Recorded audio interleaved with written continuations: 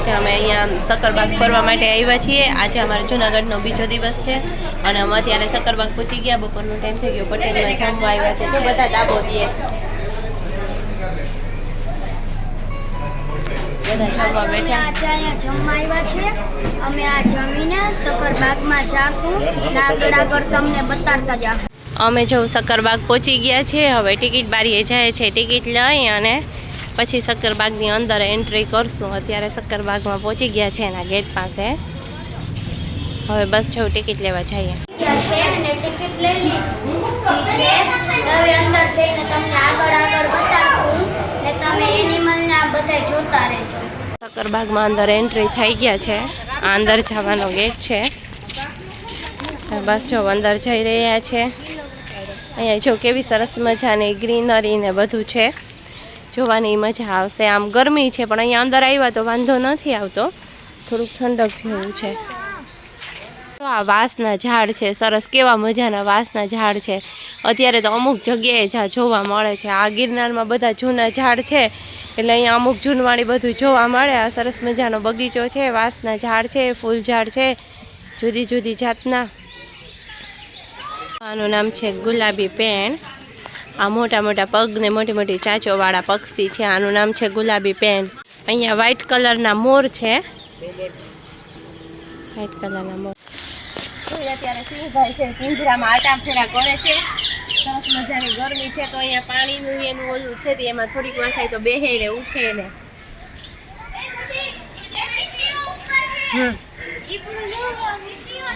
અહીંયા જો ચિત્તાભાઈનું પિંજરું છે। ચિત્તાભાઈ ઉપર સૂઈને સરસ મજાનો આરામ કરે છે। આ એનું પિંજરું છે।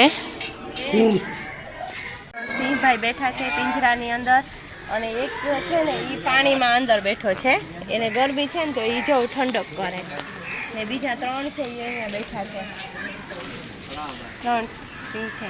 અહીંયા જો દીપડાનું પિંજરું છે સરસ મજાને। એક જાગે ને એક આરામ કરે હટાને તડકાનો। હા, આરામ જ કરે હે। જ્યાં જાય હે ને આ બધા આરામ કરે, અત્યારે આરામ કરે। બપોરનો ટાઈમ છે ને, એ ગુજરાતમાં રહીએ ને એટલે એ ગુજરાતીની જેમ બપોરે આરામ કરવો જોઈએ જમ્યા પછી।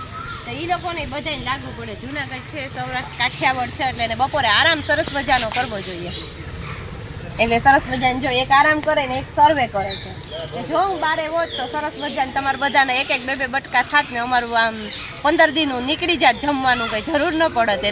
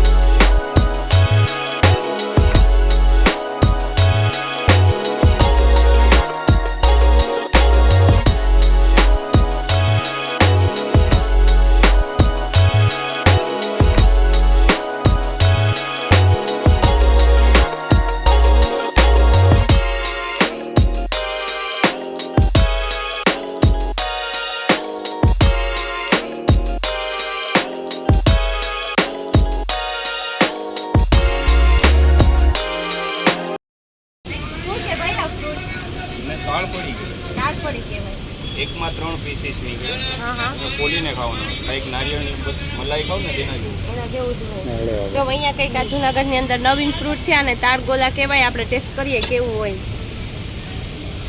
અંદરથી તો નારિયેળનું પાણી હોય એવું જ નીકળે ને, નારિયેળની મલાઈ હોય ને ટેસ્ટ એવો જ છે। તો આ કંઈક નવીન ફ્રૂટ છે તારગોલા।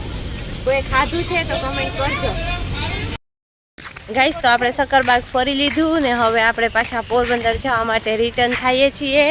સક્કરબાગે આમ બહુ મજા આવી, ખૂબ એન્જોય કર્યું, બધા એનિમલ્સ ને બર્ડ્સ ને જોયા। બહુ મજા કરીને હવે આપણે પોરબંદર જવા માટે થઈને નીકળીએ છીએ.